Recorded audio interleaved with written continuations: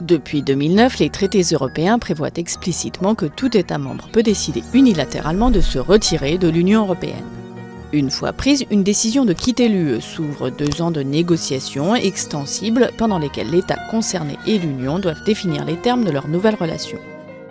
Négociations dignes du plus compliqué des divorces compte tenu de l'imbrication des législations nationales et communautaires et de la profondeur des liens tissés au fil des ans dans des domaines aussi variés que l'économie, la finance, la sécurité, le social, l'environnement ou la culture.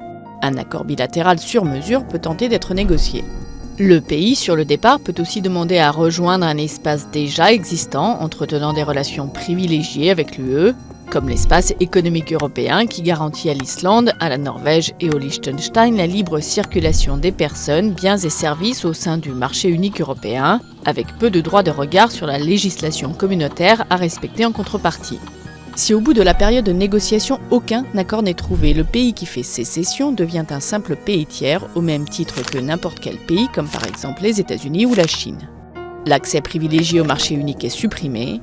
Fini aussi les droits spécifiques en matière de retraite, résidence, travail, vote, conférés aux ressortissants de l'État en question dans les autres pays de l'UE, et vice-versa.